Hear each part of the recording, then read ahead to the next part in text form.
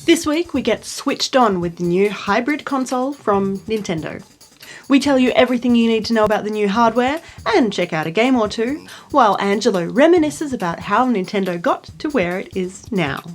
This is Player Attack.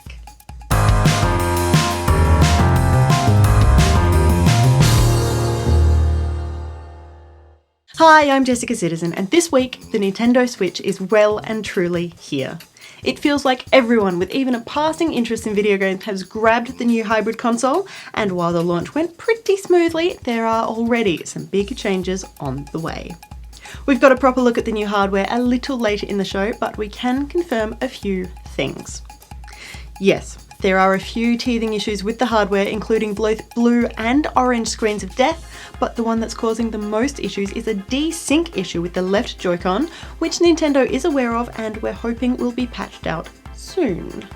Nintendo is also aware that friend codes might not be the best way of connecting to your gaming buddies, hinting that in the future you will be able to use social networking, in-game menus, and even your Nintendo Network ID, which you already use for games like Miitomo and Super Mario Run.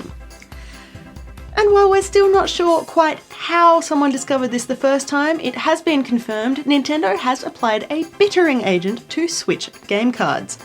Denatonium benzoate is non-toxic but tastes like death, and it's part of a strategy to prevent children or animals eating your precious video games.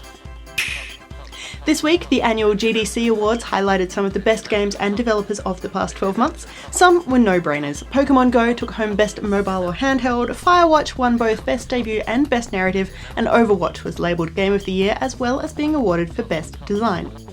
Others were a bit of a surprise, even to the developers themselves. Hello Games weren't even in the building to accept their Innovation Award for No Man's Sky. Instead, they'd gone out to dinner, having convinced themselves they weren't going to win anything. Sticking with Overwatch for a moment, and Blizzard is not resting on its laurels. This week saw the introduction of a new hero to the game, Orisa, an anchor tank. I made you to be strong and brave. You still have a lot to learn. And you'll probably mess up sometimes. But I know you'll become the hero we need. Of course, this fancy Omnic has some nifty abilities, including a protective barrier, long-range attacks, fortified defenses, and a nifty supercharger that will boost damage from multiple allies. Orisa is live in Overwatch right now, and if you've been looking for an alternative to Reinhardt, she might be worth a try. Moving on, and we are still super excited about the upcoming launch of Mass Effect Andromeda, but if you are hoping to get your hands on the multiplayer a bit early, BioWare has some bad news for you. While the multiplayer tech test had been planned for this weekend, it now seems the upcoming space opera doesn't need one. Lucky gamers at PAX East will be able to go hands-on with the game on the show floor, but if you can't get to Boston, you'll have to wait until a little later in the month to pay a visit to Andromeda. In quick news, Peter Moore has left the games industry. He's been working as Chief Competition Officer at EA after moving through a number of positions, including President of EA Sports, after leaving Microsoft 10 years ago. He's now stepped into what must be a dream job for him, CEO of the Liverpool Football Club. Minecraft has officially sold more than 122 million copies across its lifetime, with 16 million of those sold in the past 8 months. In case you thought nobody was still playing the blocky world builder, Mojang has also confirmed that more than 55 million gamers still log in each month. Randy Pitchford stepped onto the stage at Epic Games' Unreal Engine event at GDC to show off something that's been in the works at Gearbox for a while now. Now, technically, this isn't Borderlands 3, but it is tech that may be used in the next Borderlands game, so... Twitch is about to become far more than just an online streaming platform. The video company is branching into games retail, giving viewers the opportunity to buy the very games they're watching. The new Get It On Twitch program has partnered with a number of games publishers, including Ubisoft, Telltale Games, Hi-Rez Studios, Double Fine, Devolver, Paradox Interactive, and Campo Santo, to offer a pretty wide and varied selection of titles. An offer to buy the game, or in-game content, will appear on all streams playing any of the games available through Twitch. That said, if the streamer is a partner and has opted into the program, that streamer will also get a 5% share of the sale revenue. The program is launching within the next 6 months. Payments will be made using an Amazon account, and all prices will be in US dollars to begin with Twitch promising more currencies to be added in the future. And finally this week, politics! The Bolivian government has filed an official complaint with the French embassy over the way the South American country is portrayed in Ghost Recon Wildlands. In the game, Bolivia is a country overrun by drug traffickers, a violent, anarchic state controlled by a Mexican drug cartel. In the real world, Bolivia is the third largest producer of coca leaves, which can be used to manufacture cocaine. Ubisoft has responded, explaining that Wildlands is a work of fiction and Bolivia was chosen as the setting thanks to the country's magnificent landscapes and rich culture. Bolivian Interior Minister Carlos Romero has asked that the French government intervene in the situation, explaining that the country would prefer to take the route of diplomatic negotiation over legal action at this time. The French embassy has not commented on the topic. Tom Clancy's Ghost Recon Wildlands is out right now for Windows PC, Xbox One and PS4. For more information on any of these stories or to keep up to date with the latest gaming news, head to playerattack.com. But for now, stick around, we've got plenty more still to come.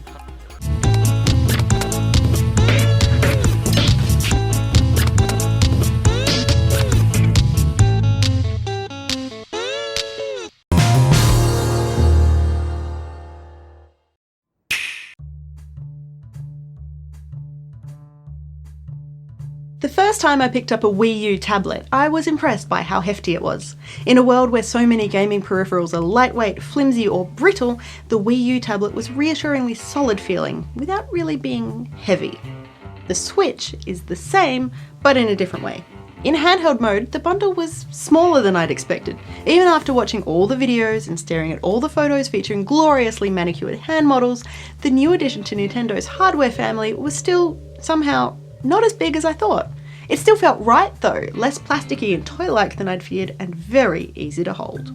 Let's run through the hardware from the top, shall we? In the Switch box, as well as the various cables and plugs, you have 4 main parts. There's the Switch console itself, the Switch dock, and the twin Joy-Con controllers, plus the Joy-Con grip, which turn the Joy-Cons into a gamepad. The console features a 10-point multi-touch capacitive touchscreen, an audio jack, tiny stereo speakers, a USB port for charging, and a kickstand. And this is where one of the first glaringly obvious design flaws happens. The Switch has been promoted as something you can take with you to game on the go, something that means you can finally play Zelda on a plane, and something that doesn't need to be tethered to cables or a TV if you don't want it to be. However, like all battery-operated devices, you need to consider power management. And sure, while you can play games on the Switch while it's charging up via USB, no problems, you need to do that in handheld mode. The USB-C port is positioned in such a way that you cannot plug a cable in at the same time as using the kickstand. That means if you want to play multiplayer games away from the console's dock, you'll need to keep an eye on your battery life and maybe take a breather every few hours to charge them up again. And that brings us to our next point. The battery life on the Switch console is between 2.5 and 6.5 hours, depending on what software you're using. Something like Zelda Breath of the Wild will run for around 3 hours before draining the battery and requiring another 3 hours to charge up in sleep mode, although of course you can play while it's charging as long as you don't mind using the kickstand. There are other things that make this new machine less than perfect too. If you want to keep your Switch in pristine condition, you are going to have to treat this thing really, really carefully. Even putting the console into its own dock can scratch things up if you miss the USB-C plug and adjust your positioning even slightly. So far, most of the scratches seem to be on the bezel around the screen and not on the actual gameplay area, but it still means that that new console glow is worn away pretty quickly. The solution? Invest in a good quality screen protector. Some are licensed and some are not, and of course quality does vary from one brand to another. But speaking of stickers, the finish on the Switch console and the Joy-Cons is easily damaged by adhesives, so if you're the sort of person who likes to decorate their consoles by applying skins, try to hold off on this one. Another key part of the new console is, of course, the twin Joy-Cons. Believe it or not, they're actually pretty comfortable whether you're using them attached to the console or separately as either a gamepad or as individual controllers. They fit in my hands easily and all the buttons seem to be in the right place, except for maybe that right joystick, which is one of the perils of the multitask design. They're also quite intuitive to use and very responsive, until they're not. People have reported the controller responding intermittently, sending incorrect details to the console, or in some cases, simply not connecting. Nintendo has acknowledged the problem and responded to gamers, suggesting that if you're having connectivity issues, you should look around you. Ensure that the Nintendo Switch console is placed to minimize interference, says Nintendo. That means put the hardware out in the open and not behind your TV, near an aquarium, within a meter of another wireless device, or pressed against a large amount of wires or cables. Other things that might interfere with your gaming include mobile phones, laptops, printers, microwave headsets, and even USB 3 devices, so you should probably keep those out of the way as well. Despite all that though, the Switch is a pretty nifty bit of kit. Sure, there are teething problems with it, but that is par for the course these days. Most of the pressing issues can be fixed with a quick patch or two, and the good really does outweigh the bad. Overall, Nintendo has come up with a great little hybrid tablet that doesn't compromise on what really matters. And of course, what really matters are the games. Up next, we look at a few of the titles you can check out on your new console, including our surprising pick for the Switch must-have. What to Switch?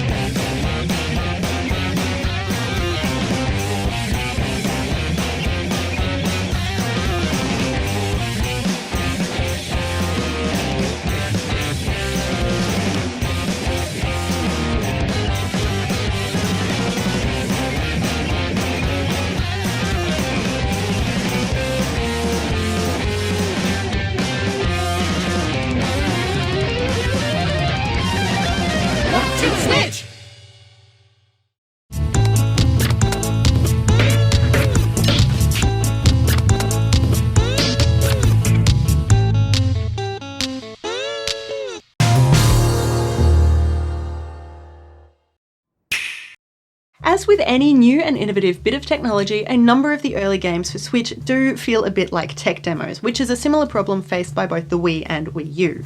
As you might expect, something like 1-2 Switch has been built around the hardware's unique features rather than around a great creative idea, so it's fun, but not really long-lived. However, other projects like rhythm game Voez use the console in ways we didn't expect.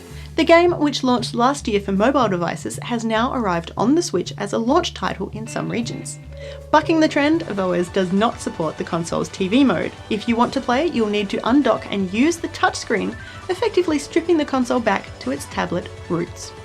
This then opens up a whole nother can of worms. Will Nintendo's own mobile games make the jump back from smartphone to home console?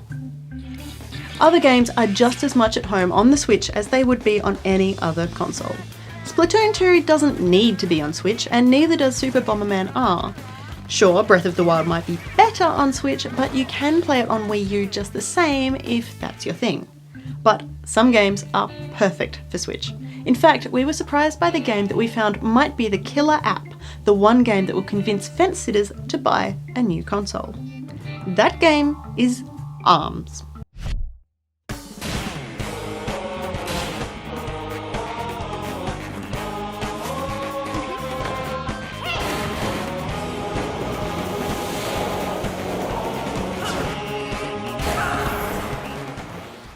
It's a Switch exclusive, requires a second set of Joy-Cons, and uses physical controls. You are in a three-dimensional arena, the Joy-Cons become your in-game boxing gloves, and your arms are suddenly super stretchy. It's kind of like the boxing minigame from Wii Sports, but better, because you can hit your opponent from great distance, and both of you are crazy anime characters. We first saw this one in the Switch reveal press conference and had kind of written it off. Springman and Ribbon Girl ducked, dodged and bounced their way around the ring, throwing punches from across the room, and we thought it would be just another proof of concept. We get it. Switch has motion sensing controls with accelerometers and triggers. We've seen it before. But we hadn't. Not really. Picking up the Joy-Cons, ARMS suddenly felt like a real fighting game. It felt like a light version of Street Fighter if Street Fighter had fallen into a comic book and couldn't get out. The controls made sense. There was more to it than left-right combo punching. Flick both Joy-Cons forward to grab your opponent and then pull them towards you with your rubber arms.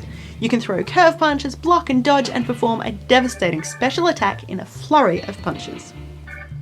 Adding a bit of variety to all of this is the roster of fighters, each one playing slightly differently. Some might be faster but deal less damage, while others are hulking brutes. You can further customize your fighter by equipping armor and even choosing different sets of arms, which can drastically change the way you play. This is not just a one-to-one translation of the sport of boxing like Nintendo attempted to do with Wii Sports 10 years ago. You're not going to be out of breath at the end of each round because ARMS requires strategy and timing rather than hopelessly flailing limbs.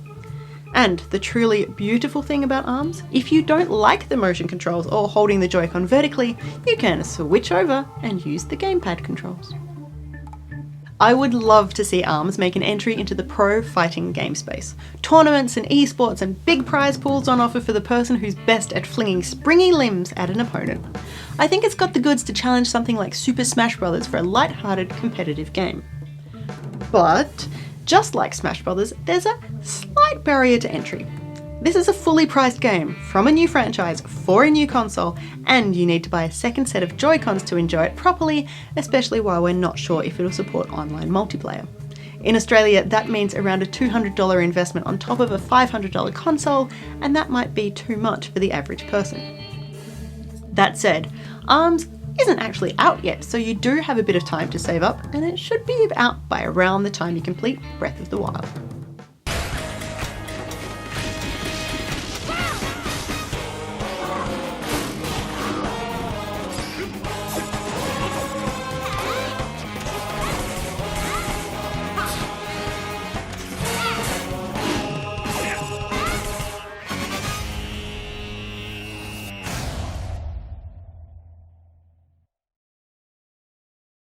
If you are a Nintendo fan, chances are you've already picked up a Switch or have pre-ordered one to come in with the next wave of deliveries. You're probably already ankle deep in Hyrule, you've memorised your friend code, and you're a master of the quick draw in 1-2 Switch. But if you haven't yet taken the plunge, maybe don't rush in just yet. We've waited 2 years to see what the Switch is all about, so you can wait a little longer to see if Nintendo can iron out those few niggling issues and to find out if any of the games tickle your fancy. That's not an ARMS pun, I promise.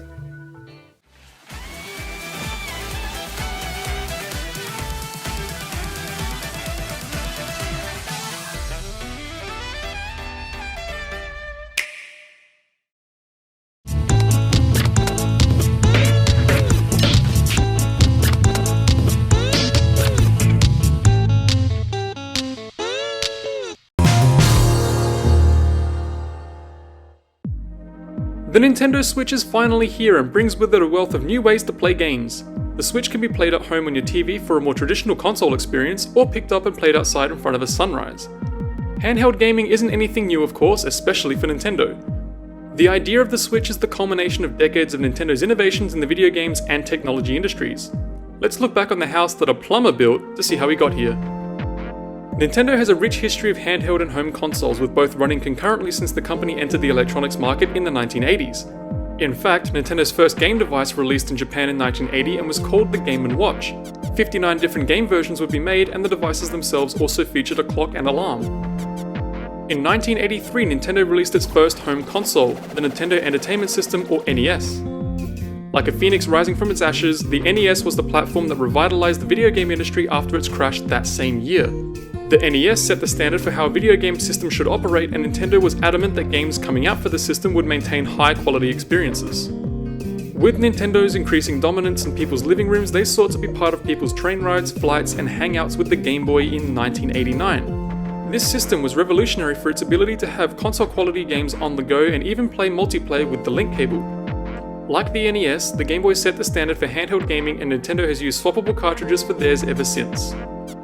In 1990, the world of technology was moving rapidly, and Nintendo kept up with the release of its Super Nintendo Entertainment System.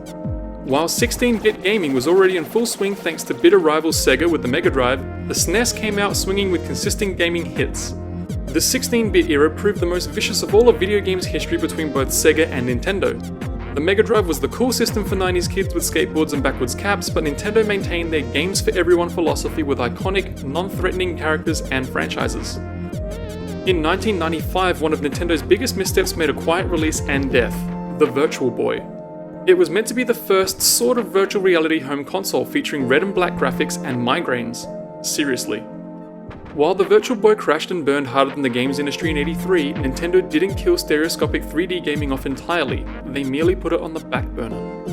By the middle of the decade, video games were getting bigger and more complex thanks to a new dimension, but Nintendo found a way to make it all possible with its next cartridge-based system, the Nintendo 64 in 1996. This marked the first home console capable of 64-bit 3D games, unlike the Sony PlayStation and Sega Saturn, which were still 32-bit. Unfortunately, due to the high costs of game cartridges for developers and consumers, this allowed the PlayStation to take the lead and establish discs as the new standard for console games. But that didn't stop Nintendo from delivering on quality with fantastic games that still stand the test of time. After almost 10 years of life, it was time for the Game Boy to finally leave the world of yellow and black. In 1998, we received the Game Boy Color, a smaller, more powerful and less battery-hungry gaming system that exploded alongside the worldwide conquer of Pokemon. For the turn of the new millennium, we received not one, but two new systems almost immediately. In early 2001, Nintendo created the Game Boy Advance, a 32-bit handheld system that would later get a clamshell makeover in just a couple of years in the Game Boy Advance SP, and the GameCube, Nintendo's first disc-based console that would go on to be the last system the company would invest in the graphical horsepower race. Both the GBA and the GameCube were significant in that the two systems complemented each other. Franchises like Zelda, Metroid, and Pokemon all benefited from cross-system connections that did things like unlock new mechanics, functions, and even entire games. The GameCube also marked Nintendo's first attempt at online gaming, though with the attachable modem being an optional purchase and lacking online games and the infrastructure of something like Xbox Live at the time, the function fell by the wayside. In 2004, it was time to start looking to the past for something new with the Nintendo DS. The dual-screen system drew aesthetic parallels to the Game & Watch devices, though this time Nintendo made sure to tell us that touching is good because the bottom screen was touch-sensitive. This was the moment touchscreens became a staple aspect of mobile gaming and would go on to revolutionize the mobile phone industry when they also moved to touchscreens later that decade. By the mid-2000s, the next generation of video games are all about two things: high-definition graphics and online gaming. Nintendo didn't care about either of those things, instead putting all of their Yoshi eggs into the motion controls basket with the Wii in 2006. While many people may instinctively groan at the thought of the Wii and motion controls, there is absolutely no doubting the magnitude of Nintendo's effect on the games, entertainment, and technology industries. The Wii was the best-selling console of that generation, obliterating the Xbox 360 and PS3. What also started here was the Virtual Console service, where Nintendo's historic gaming library would start becoming available for people to revisit or for the new generation of gamers experience for the first time. Nintendo's original mantra from their early days was definitely alive again: video games are for everyone. The movie industry was in for a shake-up in the late 2000s thanks to innovations in 3D screen technologies. Nintendo was on the forefront of those innovations, and in 2011 they became one of the first to the market with a consumer-grade, glasses-free 3D device, the Nintendo 3DS. Again, neo-retrofitting their products, 2012 saw the release of the Wii U, the moment Nintendo started blurring the lines between home and handheld consoles. The Wii U derived heavily from both the Nintendo DS and the Wii, a dual-screen system that was both touch and motion sensitive. It was here that we also got a glimpse of Nintendo's future with Wii U's ability to play most games off-screen and on the gamepad controller instead. Unfortunately, this idea was limited, literally. The gamepad's connection would disconnect after just a few meters or a wall. But now, here we are, the ultimate example of Nintendo's games for everyone, everywhere mantra that's been almost 40 years in the making, the Nintendo Switch. Its legacy of sugar, spice, and everything nice finally received its chemical X: time. Time brought with it the innovations of new technologies that Nintendo was able to adapt and create the best parts of its own systems into a truly portable, play-anywhere gaming system that also has a place right by your television. And in time, we'll get to see what Nintendo switches to next. And that's about it for this edition of Player Attack. Thanks for watching. Next week, Amy explores the world of Horizon Zero Dawn, spending quality time with those robot dinosaur machines. And we catch up with Mick Gordon, the composer behind last year's killer Doom soundtrack, among other things. In the meantime, you can catch us at playerattack.com. We're on Facebook, YouTube, and Twitter. And if you've got something you want to say, send us an email, mailbox@playerattack.com, or just hop on our forums. Also, if you want to support Player Attack, you can find us on Patreon and help us bring you the latest in gaming news, plus all these wonderful interviews and reviews from the world of video games. Till next week, I'm Jessica Citizen, and this is Player Attack.